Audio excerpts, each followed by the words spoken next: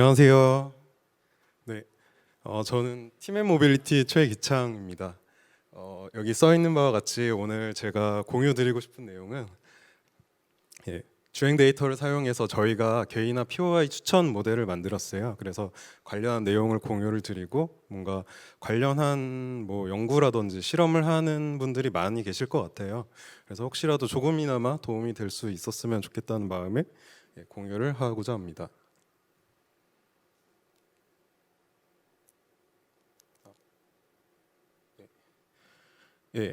저는 팀앤 모빌리티에서 이제 내비게이션 도메인의 추천 기술을 만들고 있고요.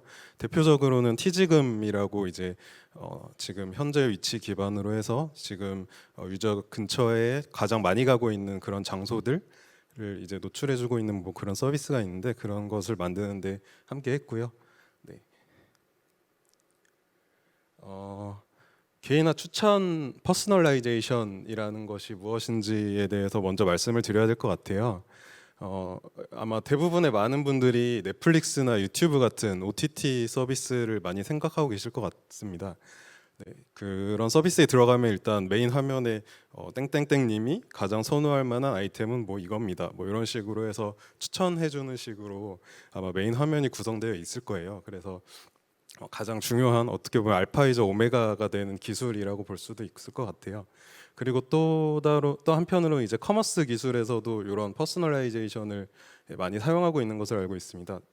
공통점으로는 이제 아이템이 굉장히 다양하고 이제 카테고리도 많고 뭐 장르라고 볼 수도 있고 그리고 유저에 따라서 어떤 그 아이템들 간의 레이팅이 되게 편차가 크겠죠.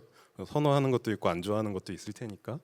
그리고 뭐 플로라든지 원스토어 같은 앱스토어나 뭐 음악 스트리밍 서비스 같은 곳에서도 적극적으로 활용하고 있는 기술로 알고 있습니다. 그래서 일단 이 퍼스널라이제이션의 정의가 뭔지에 대해서 먼저 말씀을 드려야 될 것 같아요.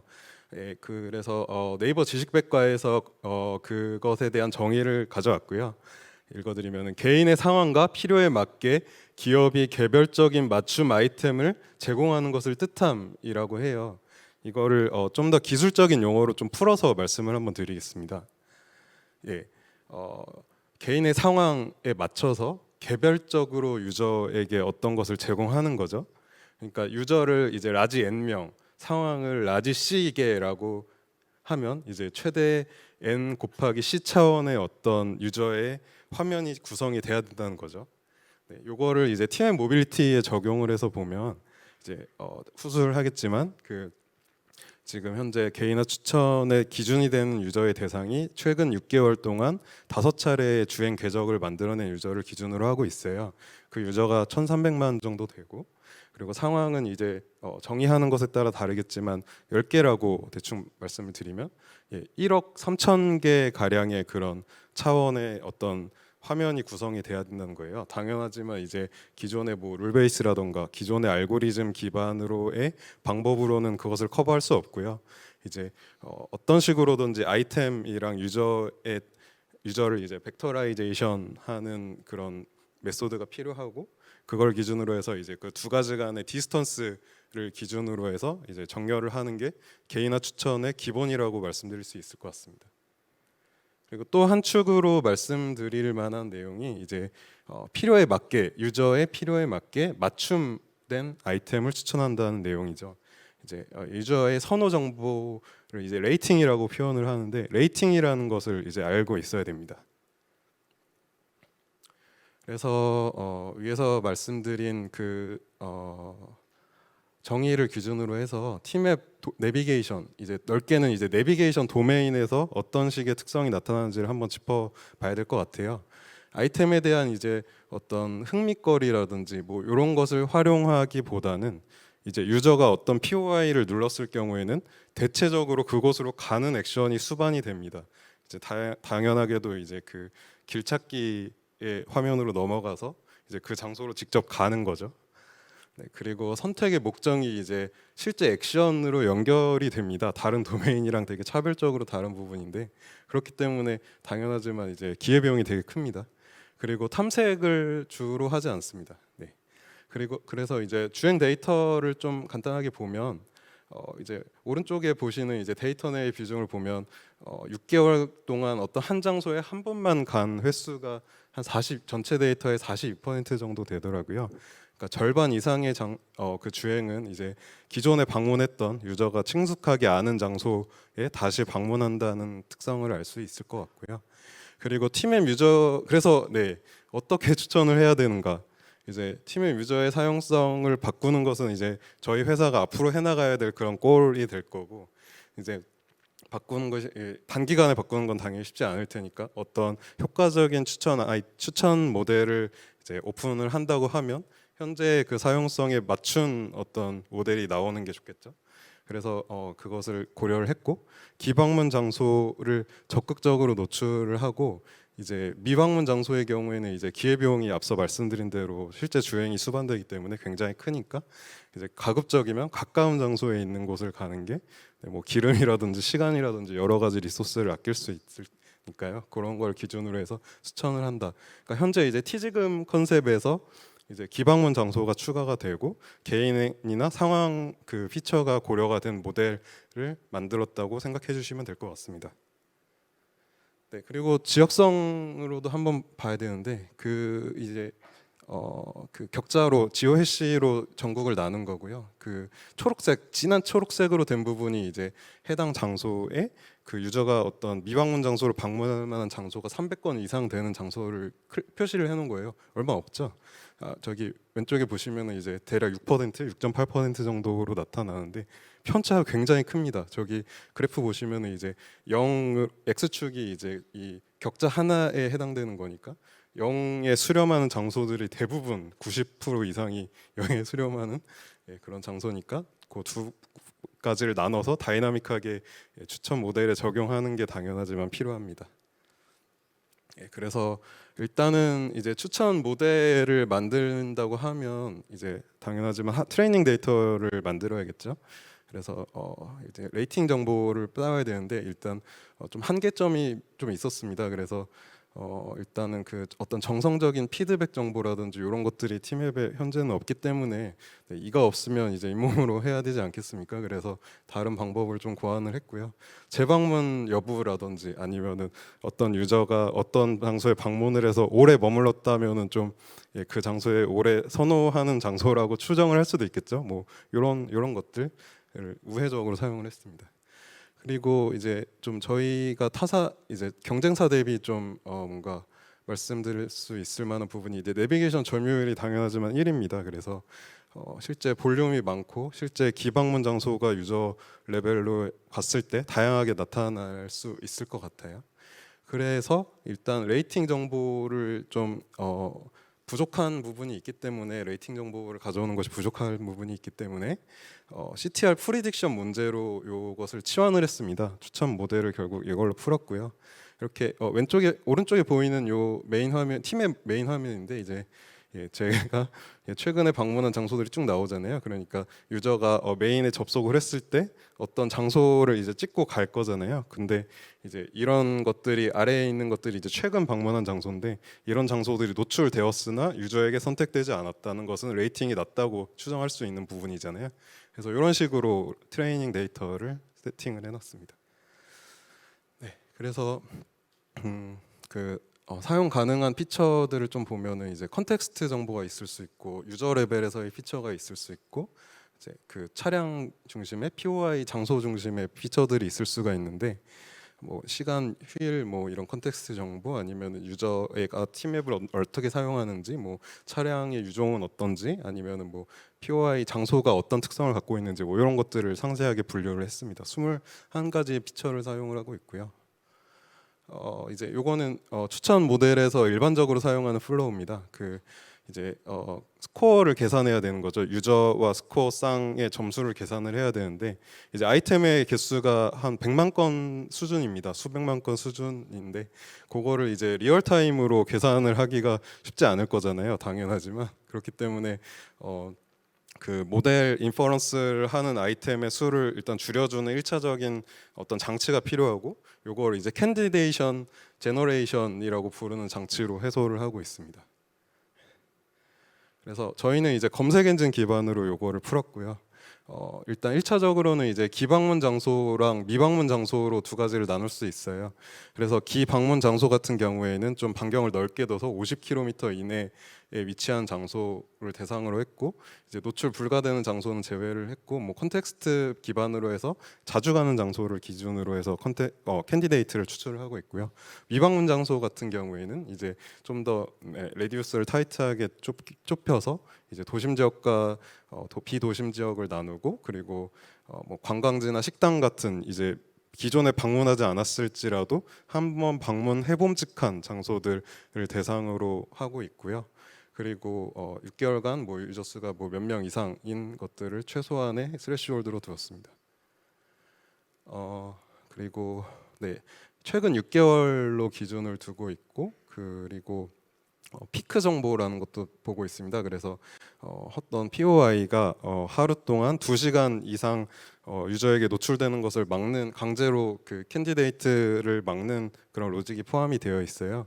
그래서 최대 2시간만 노출이 되고, 이런 것들은 이제 다양성이라든지 이런 것들을 부여할 수 있는 장치로 넣었고, 그리고 이렇게 피크 장소들만 선별을 하다 보면 이제 새벽 시간대라든지 유저가 주로 팀맵을 사용하지 않는 시간대에는 이제 구멍이 날 수 있기 때문에 이제 그 지역별로 격자별로 해서 탑 장소들은 미리 세팅을 해놨습니다.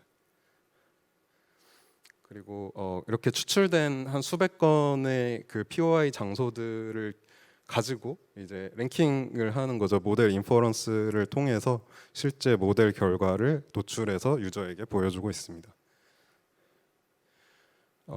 이제 뒤에서 말씀드리겠지만 이제 FFmp이라는 모델을 차용해서 사용을 했고, 그 베이스가 이제 FM 팩토라이제이션 머신이기 때문에 좀 이거에 대해서 간략하게 먼저 말씀드려야 될 것 같아요.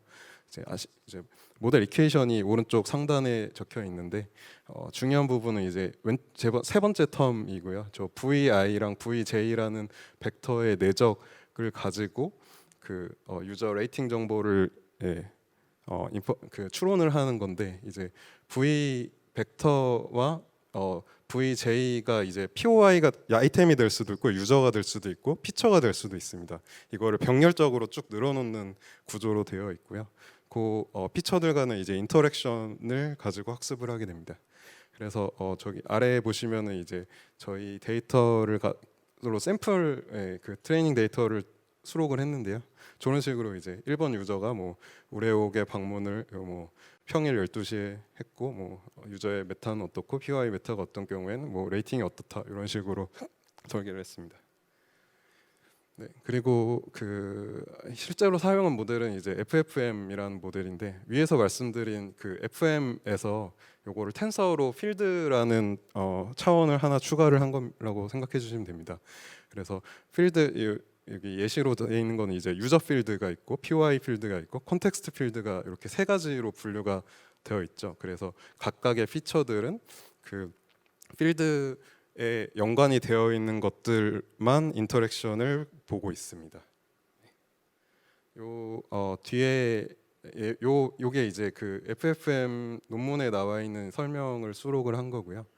이제 요거는 이제 FM 모델에 대한 예시입니다. 그래서 ESPN이나 나이키 같은 거는 이제 저 파란색은 이제 어떤 퍼블리셔에 대한 부분이고, 이제 나이키는 이제 그 애드버타이저에 대한 필드고요. 이 메일은 이제 젠더에 대한 노란색 필드입니다. 그래서 기존의 FM 모델이 이런 식으로 각각 그 피처 간의 인터랙션을 이렇게 쭉 병렬적으로 나열해서 모든 것의 토탈 썸을 구하는 방식이었다고 한다면, 이제 필드 어웨어 팩토라이제이션 머신 같은 경우에는 이제 A라고 하는 것은 이제 애드버타이저와 연계가 돼 있는 차원인 거죠. 그러니까 요거는 필드가 세 개니까 각각 피처마다 2차원의 또 다른 그 텐서를 갖고 있는 거고요. 그래서 ESPN이 어드버타이저 피처와 이제 매핑이 되는 어떤 그 벡터가 있고, 뭐 요것만 선택적으로 선별적으로 저렇게 토탈 썸을 모델 인퍼런스 결과로 제시하고 있는 모델입니다. 그래서 앞서 말씀드린 이제 21가지 피처를 가지고 그 컴바인드 피처로 만들어서 이렇게 유저 피처 인터랙션을 뽑아냈습니다. 총 15가지 정도 되고요. 뭐 유저 이제 아무래도 개인화 모델이다 보니까 유저 그 피처를 가장 많이 사용을 하고 유저에게 어떤 컨텍스트 또는 또 어떤 아이템이 주어질지에 대한 인터랙션이 가장 많은 비율을 차지하고 있고요. 뭐 그 외에도 그 지오그래픽 정보라든지 차량 정보라든지 뭐 컨텍스추얼 정보도 역시 사용하고 있습니다. 네, 그래서 학습을 진행한 하이퍼 파라미터에 대한 부분이고요. 한 트레이닝 셋은 15억 건 정도로 학습을 수행을 하고 있고 GPU 개수는 한 20개 정도 됩니다. 한 9시간 정도 학습 시간은 소요가 되고 있고요. 퍼포먼스에 대해서 언급하고 넘어가겠습니다. 민 에버리지 프리시전 탑 10 아이템을 기준으로 해서 보고 있고 간략하게 말씀드리면 이제 추천이라는 게 이제 결과적으로는 그 아이템들의 리스트를 보여주는 거기 때문에 이제 상위에 있는 것을 유저가 클릭할수록 추천 모델이 성능이 좋은 거잖아요. 그러니까 그런 리스트의 위치가 반영된 프리시전이라고 봐주시면 될 것 같습니다. 그래서 보시면은 이제 베이스라인 모델 대비해서 좀 더 좋은 성능을 나타내는 것을 확인하실 수가 있고 뭔가 후보군 추출에 영향을 받지 않기 위해서 그 후보군 추출에 정답 POI가 포함된 경우로만 한정해서 뽑아봐도 더 높게 나오는 것을 확인할 수 있었습니다. 그리고 그 노출된 아이템의 분포도 한번 확인을 해봐야 될 것 같은데요. 그 기방문 장소 같은 경우에는 이제 16%, 미방문 장소 같은 경우에는 84% 정도의 비율로 노출되는 것을 확인할 수가 있었습니다. 뭔가 막 한 가지 아이템이 이렇게 지배하고 있는 분포는 아니었고 노출 카테고리 분포도 실제로 이제 한식 카테고리로 분류된 장소들이 많기 때문에 저런 식으로 상위 카테고리들이 나타나는 것을 확인하실 수가 있습니다. 그리고 그 에큐러시도 추천 모델에서 중요한 매저 중에 하나인데 이 다이버시티라는 것도 추천 모델에서는 중요한 매저가 될 수 있습니다. 다양한 결과를 추천을 해줘야 되기 때문에 그래서 좀 포스트 프로세싱의 그런 다이버시티를 좀 만족시키기 위한 여러 가지 장치들을 좀 추가를 했고요. 대표적으로 한 5가지 정도가 있습니다. 그래서 앞서 말씀드린 대로 이제 피크 타임 장소만 노출을 한다든지 아니면은 이렇게 노출된 문서들을 가지고 1등 장소 대비해서 90% 범위 내에 있는 문서들을 뭔가 카테고리 기준으로 재정렬을 한다든지 아니면 장소 기준으로 재정렬을 한다든지 이런 식으로 좀 페이지를 나눠서 유저가 들어올 때마다 좀 다양한 화면을 확인하실 수 있게 좀 나누었고요.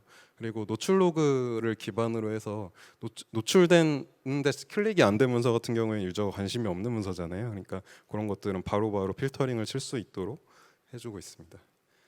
그리고 좀 고려할 만한 요소가 이제 추천 모델에서 의외성이라고 하는 것이 있는데 유저가 좋아하지 않는 문서를 한 번씩 노출해 주는 것도 좀 필요합니다. 그래서 유저 레이턴트 벡터와 아이템 레이턴트 벡터가 가까이 붙어 있지 않다고 하더라도 한 번씩 노출해 주면 유저가 사실 클릭할 수도 있는 거고 새로운 취향을 확인할 수도 있는 거잖아요.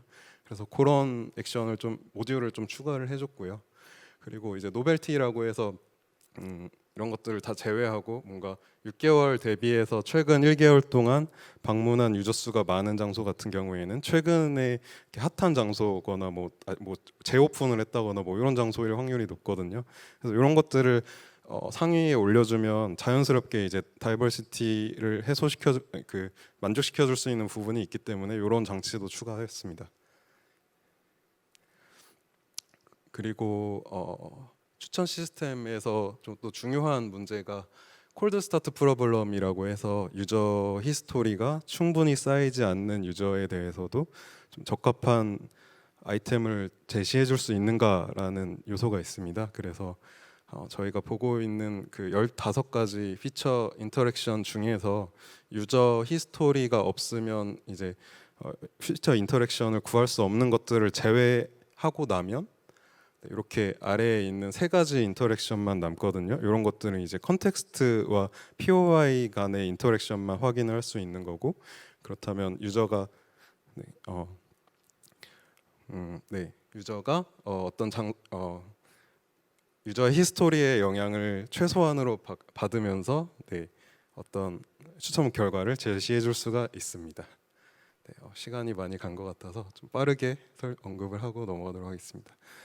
네, 서빙 레이어는 네, 이런 식으로 이제 AWS 세이지메이커 솔루션을 사용을 했습니다. 그래서 유저 피처 레벨에서는 이제 피처 저장소에서 피처들을 가져와서 그 가져온 피처들을 조합해서 이제 엔드포인트로 인퍼런스하는 구조로 되어 있고요. 네. 네, 파이프라인도 마찬가지로 작업을 해서 그 피처를 업데이트하는 것과 유저 학습하는 모듈을 독립적으로 분리를 해서 피처 업데이트는 업데이트대로 돌고 모델 학습은 학습대로 수행하게끔 분리해 놨습니다. 그래서 지금 예, 오른쪽에 보이는 화면과 같이 이런 식으로 그 내부적으로 확인을 하고 있고요. 네, 왼쪽에 보이는 화면이 이제 팀의 모토라고 해서 그 차량 내부에 탑재되어 있는 그 팀앱 제품인데 그 저기에 이제 내년 상반기에 아마 노출될 예정으로 지금 작업을 하고 있습니다. API는 이미 개발 완료가 된 상황이고요. 네, 그래서 마지막으로 좀 퓨처 워크에 대해서 한번 짚어드리면은 뭐 MLOps 측면에서 좀 더 진행해야 될 부분이 많습니다. 내년에 챌린지 해야 될 부분이 사실 많아요. 그래서 뭐 모니터링이라든지 아니면 배포를 자동화하는 프로세스 같은 것도 필요하고 그리고 TPS 더 많은 TPS를 받아낼 수 있는 시스템 같은 것도 구축할 계획을 갖고 있고요. 그리고 당연하지만 이제 최근에 핫한 그 임베딩을 해서 이제 댄스 벡터 기준으로 해서 딥러닝 추천 같은 것들도 내부적으로는 검토를 하고 있습니다. 아이템 확장하는 것도 물론 계획하고 있습니다. 네, 이상으로 오늘 발표를 마치도록 하겠습니다. 감사합니다. 네, 팀앤모빌리티 최기창님의 발표 잘 들었습니다. 저도 가끔 여행을 다니다 보면 어딜 가면 좋을지 고민을 많이 하게 되는데요. 이 서비스를 이용한다면 주차장에서 보내는 시간을 훨씬 줄일 수 있을 것 같습니다. 그럼 질의응답 진행하도록 하겠습니다. 먼저 추천 모델의 평가는 어떻게 하시는지 그리고 KPI가 무엇인지 궁금합니다.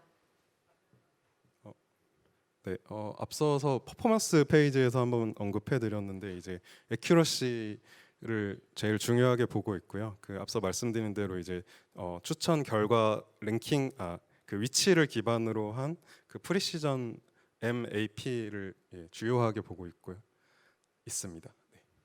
네, 답변 감사드립니다. 아무래도 여러분들의 소중한 휴게 시간을 위해서 Q&A는 이쯤에서 마무리하도록 하겠습니다. 발표해주신 팀앤모빌리티 최기창님에게 다시 한번 큰 박수 부탁드립니다. 감사합니다.